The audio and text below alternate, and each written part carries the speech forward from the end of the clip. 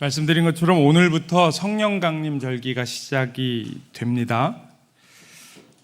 성령 강림 절은 예수께서 부활하시고요. 그리고 50일 뒤에 구약의 절기로는 오순절입니다. 오순절이라고 하는 건 50일을 오순절이라고 이야기를 하는 겁니다. 이 오순절은 원래 수확을 감사하는 절기입니다. 추수감사절 같은 거지요. 그런데 이 오순절에 성령께서 임하셨습니다. 이것은 그냥 우연히 그렇게 된 것이 아니고요. 그냥 하나님께서 성령께서 언제 오실까 하다가 이맘쯤 가야지 그래서 왔는데 그게 구약의 절기 오순절이었고, 이게 아니라 하나님의 계획하심이 거기에 분명히 있겠지요. 오순절은 수확을 감사하는 절기입니다. 그러면 무엇을 수확했는가라고 했을 때 예수께서 부활하셨습니다. 생명을 주셨습니다. 그리고 그 부활의 수확은 성령이 임하셔서요. 성령이 임하신 사건으로 끝나는 것이 아닙니다. 성령을 주신 이유는 그 성령을 받고 이제 교회가 시작이 된 거죠. 성령 받은 사람들이 나아가서 복음을 전하기 시작을 했습니다. 선교가 시작이 된 겁니다.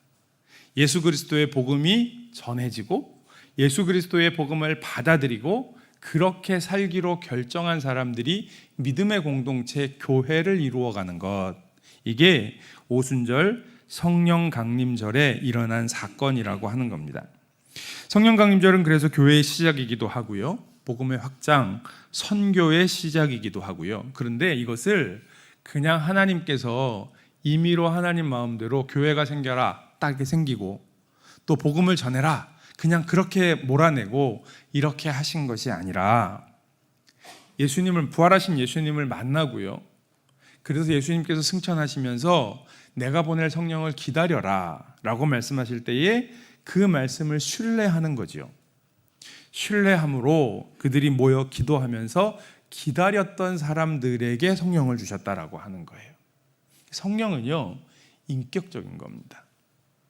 기다리라고 말씀하시고요, 명령하셨지만 그 명령은 아무데도 못 갖고 여기서 기다려라고 꼭두각시처럼 세워놓은 게 아니고요, 우리의 표현으로 하자면 제안하신 겁니다. 부탁하신 겁니다. 권면하신 겁니다. 이제 성령을 보내실 텐데 그 성령을 기다렸으면 좋겠다.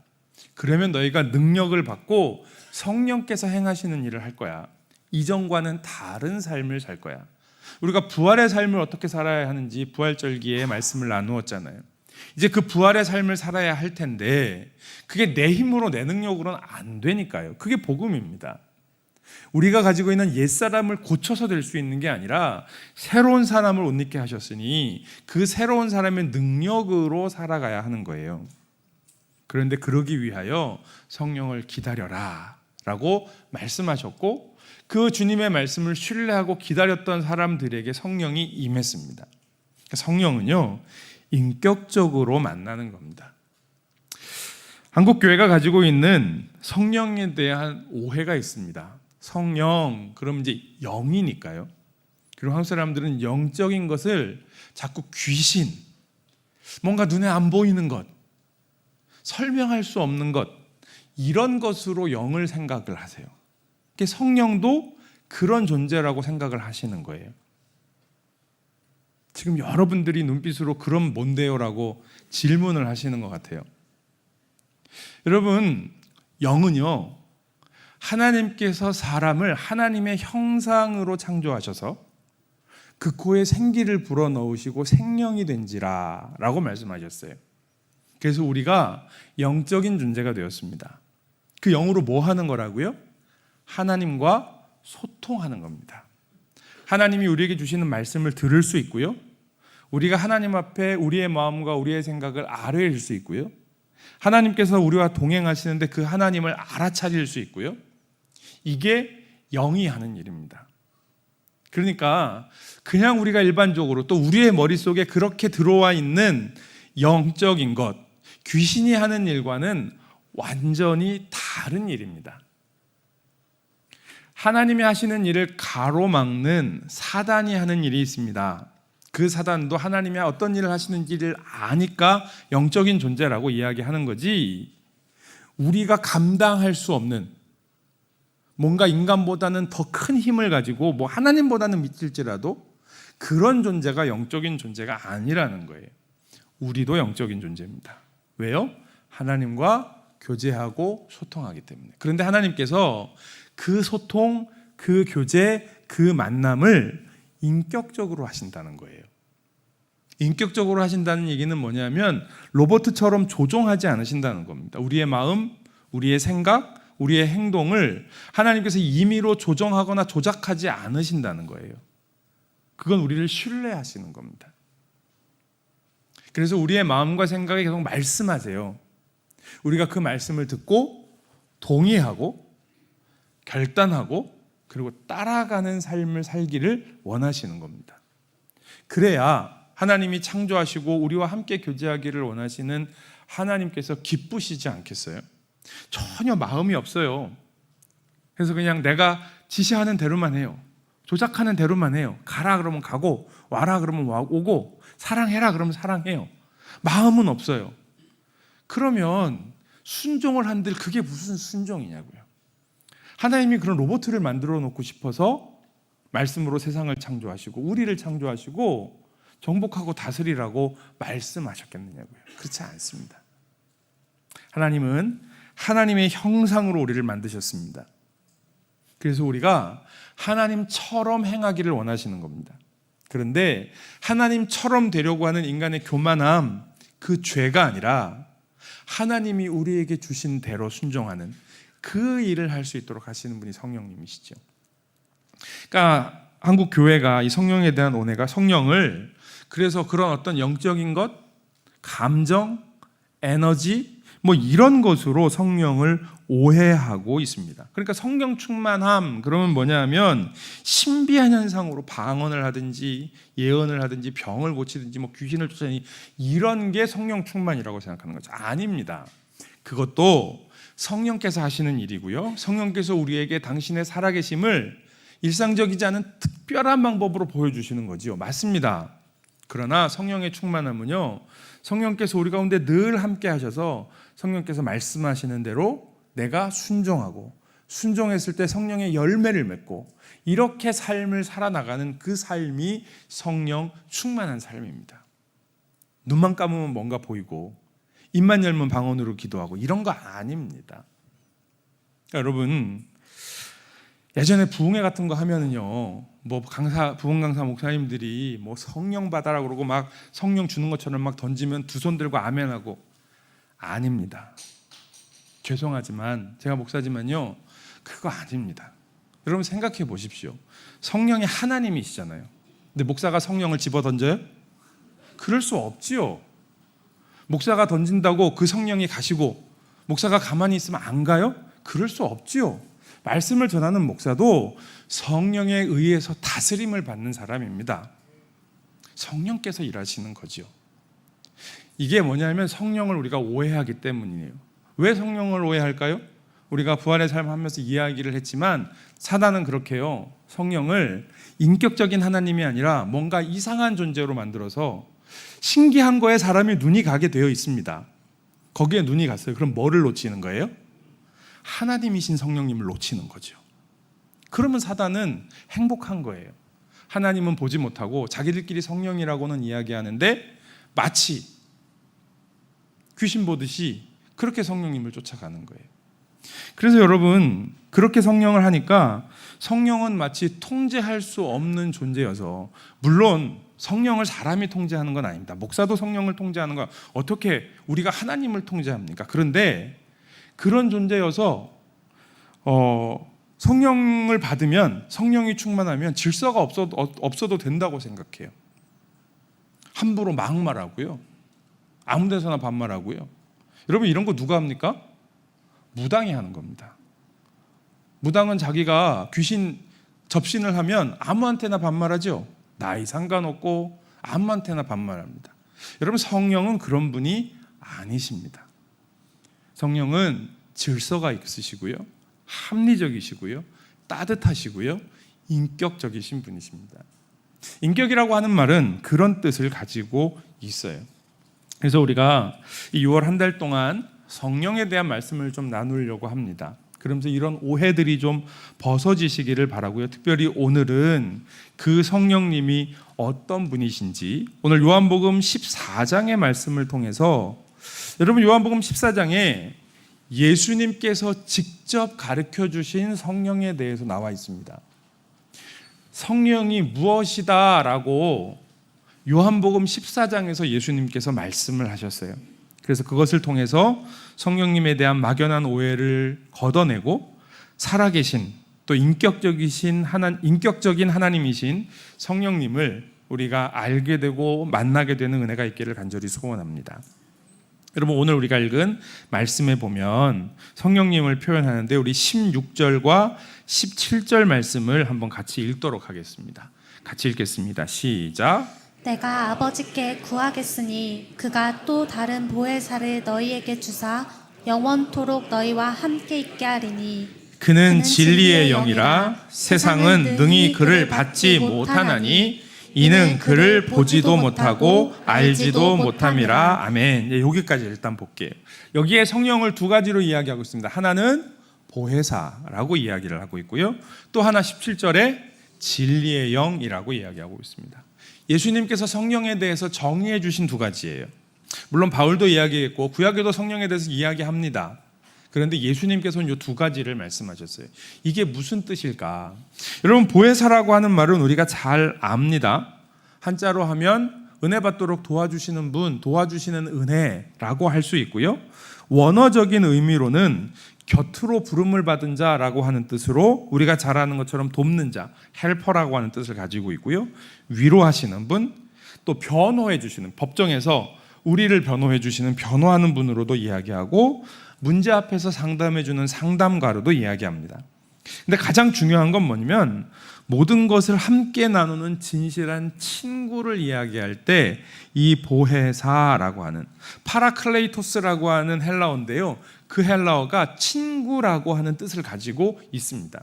실제로 메시지 성경에서는 이 보혜사라고 하는 단어를 아예 친구라고 하는 단어로 번역을 했습니다.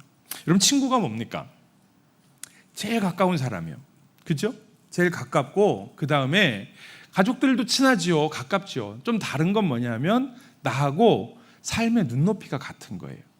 같은 고민을 하고 있고 또 같은 상황에 있고 같이 살아가고 있고 문제를 같이 겪어가고 있는 그런 사람들을 우리가 친구라고 이야기를 하고 있습니다. 성령님은 어떤 분이시냐면 우리에게 친구가 되시는 분이라고 하는 거예요. 아침에 일부 예배 때도 설교했더니 설교 끝나고 한 집사님께서 그런 말씀 하시더라고요. 아, 성령 어려운 것 같아요.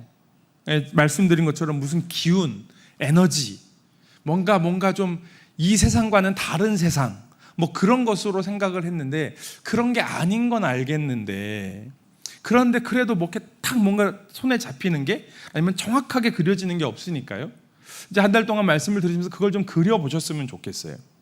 근데 제일 제가 먼저 해드리고 싶은 말씀은 뭐냐면 친구라고 하는 겁니다. 여러분 우리가 어떤 개념을 가지고 개념을 내 스스로 정리하기 위해서 그게 좀 많이 왜곡이 되어 있으면 이걸 바로잡을 때 천천히 해서 정확한 개념까지 오는 방법이 있는데 이게 쉽지 않습니다. 그렇지 않아요? 그래서 이게 틀렸으면 방법은 뭐냐면 일단 반대쪽으로 확 당겨 보는 겁니다. 그러면 쭉 반대쪽으로 오다 보면 어느 기준에 맞춰서 가겠죠. 더 지나갈 수도 있어요. 근데 그래도 한번 가보는 겁니다. 무슨 말씀을 드리는 거냐 하면 성령님을 하나님이기 때문에 너무 어려운 존재로 여기셨다면 성령님을 정말 친구로 한번 여겨보십시오. 물론 진짜 친구가 되어버리면 제가 저희 아이들에게 저희 딸들한테 친구 같은 아빠가 되고 싶습니다. 지금도 마찬가지예요. 친구 같은 아빠가 되려고 했더니 어느 순간 보니까 친구처럼 여기더라고요. 마음이 좀 괘씸했어요. 내가 친구 같은 아빠가 되겠다고 했죠. 언제 내가 지들 친구를 되겠다고 했나. 그래서 좀 괘씸했는데 열방대학에서 상담 공부할 때 저희 소그룹의 리더를 하시는 장로님이셨습니다. 이른이 넘으신 장로님이셨는데 나눔을 하다가 제가 그런 이야기를 했어요. 그래서 좀 괘씸해요. 그랬더니 그 장로님께서 그런 말씀하시더라고요. 형제님 친구처럼 대해줄 때 고마워하십시오. 나중에는 친구가 아니라 모르는 사람 돼버릴 수 있습니다. 그러시더라고요. 그때 마음 먹었습니다. 그래서 조금 기분 나쁘고 마음에 안 들어도 그냥 친구처럼 대해주고 친구로 여겨주는 걸 감사하게 여기자. 여러분, 하나님을 친구처럼 여긴다고 조금 이래도 되나 무례해질 수 있어요. 그런데 괜찮습니다. 그냥 무례하게 그냥 갈 거 아니니까요. 중요한 건 하나님, 성령님께서 나에게 친구 같은 존재가 되어주신다고 했으니 그렇게 친구처럼 느낄 때까지 좀 성령님을 편안하게 대해보자고요. 말도 좀 편안하게 하시고요. 기도도 좀 편안하게 하시고요. 아무 때나 막 부르시고요. 내가 이렇게 지금 성령님 부르면 그래도 내가 교회 가서 불러야 되지 않을까. 성령님 부를 때는 그래도 양복에 넥타이는 아니어도 옷을 좀 똑바로 입고 불러야 되지 않을까. 물론 우리가 하나님의 그 거룩하심을 경외하며 주님 앞에 그렇게 서야 합니다. 그런데 그것이 자꾸 하나님과의 거리를 멀어지게 한다면 그냥 누워가지고요. 아무것도 하기 싫고 손끝도 움직이기 싫을 때 그냥 누워서 그렇게 좀 하나님 불러보시고요. 성령님을 부르시고요. 그래서 우리에게 친구가 되시는 성령님을 경험해 보시면 좋겠습니다. 그렇게 우리의 눈높이에서 왜 내가 그러는지를 성령님이 아신다고요. 왜 내가 성령님을 그렇게 부르는지, 왜 이렇게 대하고 싶어 하는지를 아신다고요. 우리가 하나님처럼 되려고 하는 교만함이 아니라 그래서 내가 성령님을 내가 조종할 거야 라고 하는 것이 아니라 성령님을 진짜 그렇게 가까이 가기 위해서 노력하는 그 마음을 성령님이 아시기 때문에요. 그래서 우리에게 다가오시고 친구가 되어주신다라고 하는 거죠. 그런데 또 하나, 성령님을 보혜사 친구라고 이야기하고 또 하나는 뭐냐면 친구에 머무는 것이 아니라 17절 말씀이요, 그는 진리의 영이라고 이야기하고 있습니다. 진리의 영입니다. 여러분, 뭐가 진리입니까? 뭐가 진리일까요? 우리가 읽은 요한복음 14장 그 앞에 6절 말씀에 나와 있습니다. 우리 6절 말씀 한번 같이 읽겠습니다. 시작. 예수께서 이르시되 내가 곧 길이요 진리요 생명이니. 아멘. 예수님이 길이 되시고 진리가 되시고 생명이 되신다고 했습니다. 뭐가 진리예요? 예수님이 진리입니다. 예수님의 말씀, 예수님이 선포하시고 드러내시고 전하셨던 하나님의 나라, 그것이 진리입니다. 여러분, 진리는 뭐가 진리입니까? 지금은 먹히는 것, 그게 진리 아닙니다. 여기서는 되는 것, 그게 진리 아닙니다. 언제든지요. 2000년 전에도 지금도 여기서도 예루살렘에서도 다 적용할 수 있어야 진리입니다. 그렇지 않고 어느 특정 시대에 특별한 장소에서 어떤 사람들에게만 적용이 되면 그걸 진리라고 이야기할 수 없지요. 그건 방법이지요. 예수님이 진리가 되신다는 건 지금 우리가 어디에서 무엇을 하든지 나에게 원칙이 되시고 방법이 되시고 능력이 되신다는 이야기예요.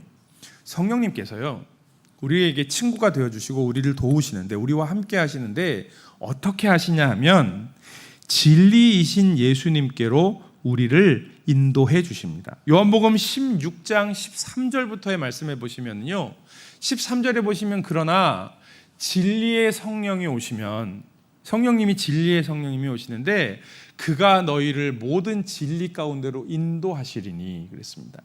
여기서 그는 성령이고요, 여기서 나는 예수님을 이야기하는 겁니다. 너희는 제자들, 우리들을 이야기하는 겁니다. 성령님은 우리를 진리 가운데로 예수님께로 인도하여 주십니다. 그래서 그 성령께서 하시는 일은요, 14절에 보시면 그 성령께서 예수님의 영광을 나타내시고요, 예수님의 것을 가지고 우리들에게 알려주십니다. 철저하게 예수님께로, 예수님의 진리로 우리를 인도해 주시는 분이 성령님이라고 하는 거예요. 여러분, 친구가 좋습니다. 좋은 친구들이 많이 있는 것이 얼마나 좋습니까? 근데 친구들끼리 모여 있으면 한계가 있습니다. 고민을 이야기해요. 밤새도록 고민을 이야기하고 그렇게 했어요. 공감도 되고 그래서 위로도 받고 힘도 났어요. 근데 답이 없습니다. 고만한 애들끼리 얘기해봐야 맨날 결론은 고만하게밖에 안 나와요. 그렇지 않습니까?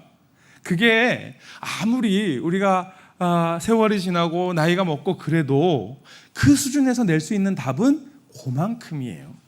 사실은 그래서 스승이 필요한 거지요. 멘토가 필요한 겁니다. 그런데 성령님은 우리의 친구가 되어주시는 것뿐만 아니라 그분은 우리를 진리이신 예수께로 인도해 주신다고요. 마치 그런 것 같아요. 진리이신 성령님은요, 우리를 친구 삼으셔서 우리의 손을 잡고 우리를 예수님께로 나아가게 하시는 분이라고 하는 거죠. 거기에 답이 있습니다. 거기에 능력이 있습니다. 그것을 보게 하시는 분이라는 거예요. 그러니까 보혜사 친구가 되신 성령님과 손을 잡고 진리이신 예수님께로 나아갈 때에 우리가 그리스도인, 하나님의 자녀, 부활의 삶을 살아가는 그 삶을 살아갈 수 있는 거죠. 그 성령님을 아는 것, 이게 너무너무 중요하다라고 하는 사실이에요. 그 성령님께서 우리와 친밀한 관계를 맺기를 원하십니다. 우리하고 친해지자는 거예요. 친구가 되겠다라고 하는. 예수님께서 성령님을 약속하시면서 보혜사, 친구라고 하는 단어를 쓰셨다는 건 예수님께서 우리와 친해지고 싶으시다라고 하시는 말씀이에요.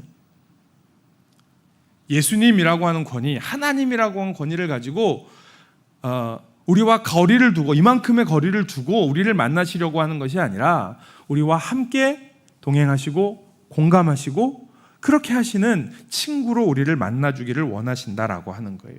그 예수님께서 우리를 어떻게 만나주시느냐? 우리와 함께 그리고 우리 안에 거하신다라고 말씀하고 있습니다. 여러분 16절 말씀을 한번 같이 읽겠습니다. 16절 읽겠습니다. 시작. 내가 아버지께 구하겠으니 그가 또 다른 보혜사를 너희에게 주사 영원토록 너희와 함께 있게 하리니. 아멘.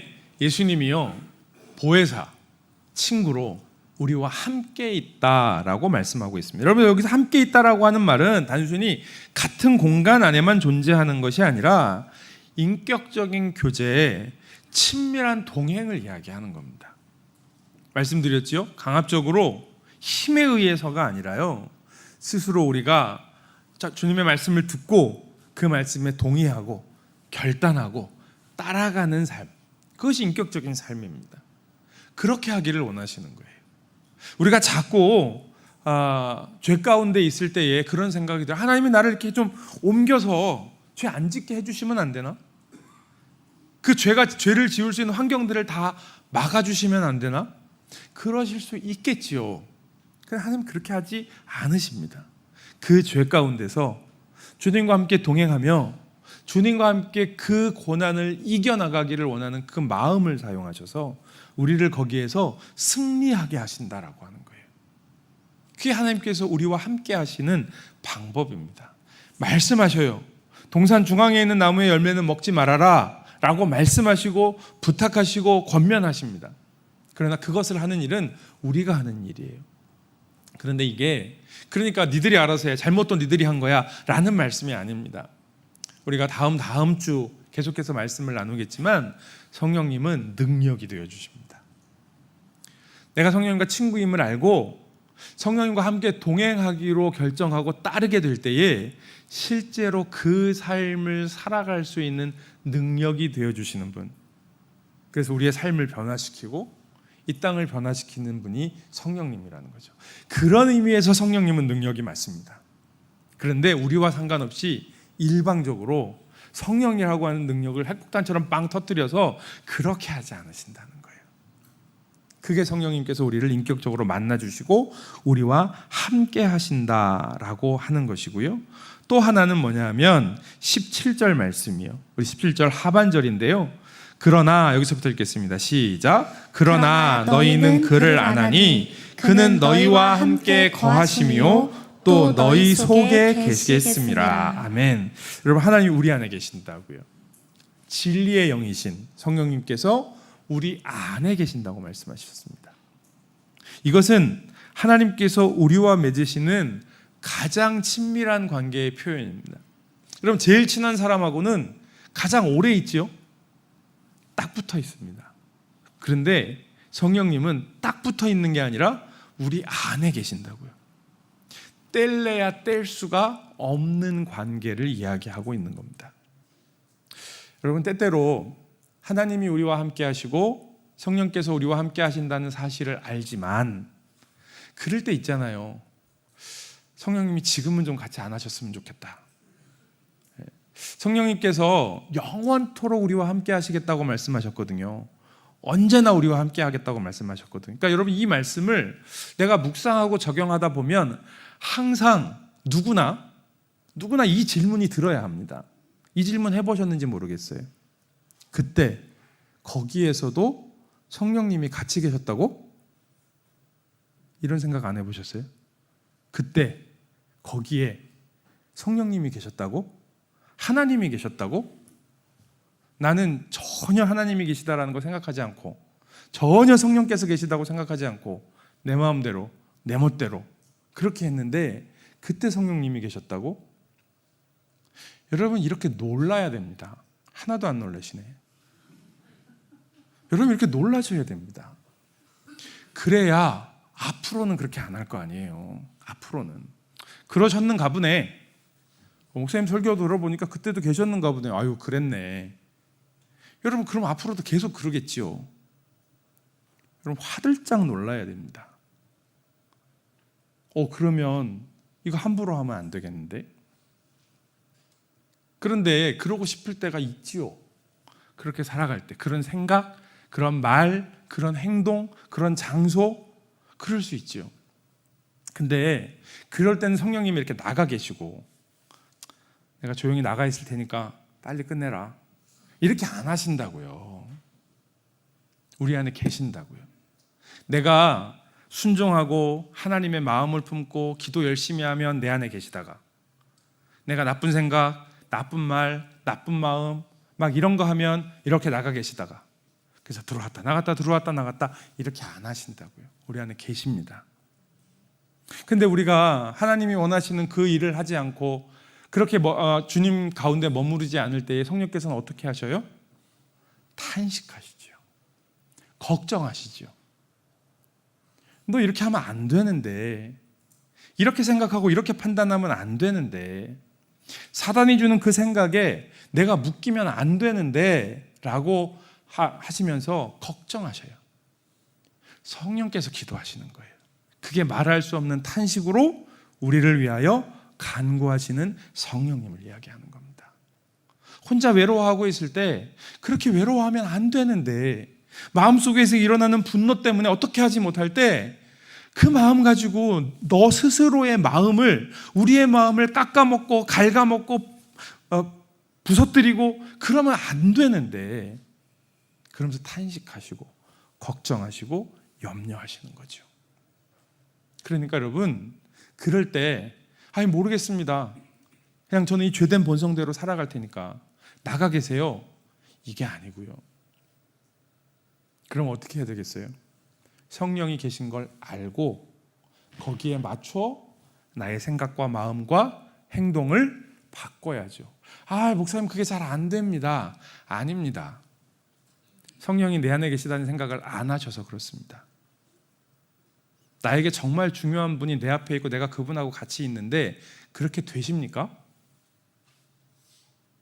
예전에 군생활 했을 때 지휘관이 있는데 그 옆에서 나는 내 하고 싶은 대로 욕 다 했고요, 내 하고 싶은 대로 행동 다 했고요. 저는 그러고 살았습니다. 그러시면 어쩔 수 없을 것 같아요. 그렇게 안 됩니다. 그렇잖아요. 내가 좋아하는 사람이 있거나 나에게 권위자가 내 앞에 있거나 정말 중요한 분이 있는데 말 함부로 합니까? 아닙니다. 그렇게 안 합니다. 행동 함부로 합니까? 그렇게 못 합니다.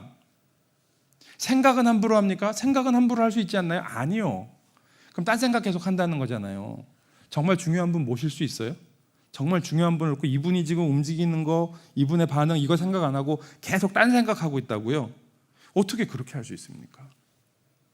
무슨 얘기냐 하면, 내가 나의 마음과 생각과 행동을 안 바꾼다는 건 성령님이 내 안에 계시다라고 하는 걸 인정 안 하는 겁니다. 여러분, 아는 것으로 되지 않습니다. 우리가 성령님과 동행하기 위하여 알고, 여러분 그 성령님을 만나셔야 합니다. 내 안에 계시는 성령님. 성령님께서 내 안에 계시는 건 말씀하셨다고요. 내가 예수를 믿기로 결정했을 때, 내가 그리스도인으로 살아가기로 결정했습니다. 내가 하나님의 자녀가 되기로 했습니다. 이 세상을 내 힘으로는 살 수 없다는 걸 인정했습니다. 그러면 성령께서 내 안에 계시는 거예요. 여러분, 그렇게 우리 안에 진리의 영으로 우리의 친구로 오시는 성령님, 여러분, 그분께서 우리와 함께 하시고 우리 안에 계실 때에 18절 말씀이에요. 한번 같이 읽어주시겠어요? 시작. 같이 버려두지 아니하고 너희에게로 오리라. 아멘. 고아와 같이 버려두지 아니하고. 무슨 얘기예요?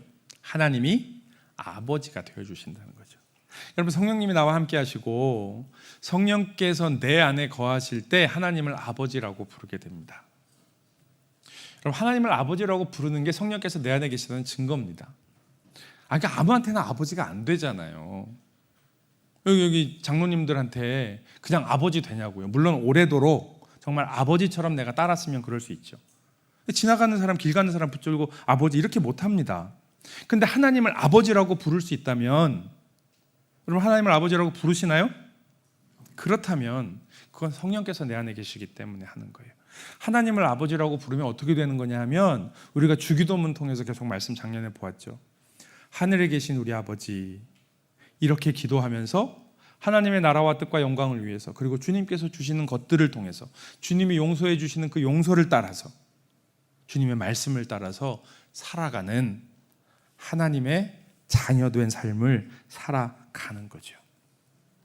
그러니까 여러분, 성령님을 내가 알고 아는 것으로 끝나지 않습니다. 내가 성령님을 만나야 합니다. 그리고 그분을 따르기로 결정하면 성령께서 내 안에 일을 하셔요. 그분은 능력이 되어주신다고 이야기하고 있습니다. 요한복음 14장 26절 말씀을 한번 같이 읽겠습니다. 같이 읽겠습니다. 시작. 보혜사 곧 아버지께서 내 이름으로 보내실 성령, 그가 너희에게 모든 것을 가르치고 내가 너희에게 말한 모든 것을 생각나게 하리라. 네, 친구 되신 성령님께서 나에게 모든 것을 가르쳐 주시고 생각나게 하신다고. 우리의 마음과 생각에 성령께서 말씀하십니다. 그 하나님의 말씀을 듣는 것, 그것이 성령을 만나고 따르는 삶의 출발입니다. 다음 주에 이제 그 말씀을 좀 나누려고 해요. 사랑하는 성도 여러분, 예수님은요, 부활하시고 승천하셔서 성령님을 보내주셨습니다. 그냥 내가 부활한 것만으로는 좀 능력이 부족할 것 같으니까 내가 좀 못 믿었다, 그러니까 성령이 있으면 없는 것보단 낫지 않을까? 뭐 이런 마음으로 보내주셨을까요? 아니죠. 성령을 통해서만 하나님을 인격적으로 만나고요, 성령을 통해서만 교회가 세워지고요, 성령을 통해서만 잃어버린 영혼들을 구원하고요, 성령을 통해서만 주의 복음이 증거되는 것입니다. 우리가 그리스도인으로 살아가는 겁니다. 그래서 1년의 절반을 성령 강림 절기로 교회가 그 절기를 지켜나가는 거고요, 우리가 그렇게 성령이 중요한 거지요. 여러분, 어떤 신비한 현상을 통해 성령을 경험하는 것도 필요합니다. 하나님이 주시는 분명한 은혜입니다. 그걸 통해 우리가 하나님을 더 확신하게 되고요, 하나님이 어떤 분이신지 좀 더 구체적으로 경험은 하게 됩니다. 그러나 그 경험이 성령의 본질은 아닙니다. 성령님은 우리에게 진리로 말씀하시는 분이시고요, 우리를 우리의 구원자 되시는 주님께로 인도하여 주시는 분이시고요, 우리의 삶 가운데 선명하고 분명하게 진리를 가지고 우리의 인생을 들여다볼 수 있도록 하시고, 그리고 그 인생을 주님의 뜻대로 순종하며 살아갈 수 있도록 해주시는 능력이시라고 하는 거죠. 그 성령님을 바르게 알고 그 성령님을 만나고 그리고 그 성령님을 따르는 우리 모두가 되기를 주님의 이름으로 간절히 축원합니다.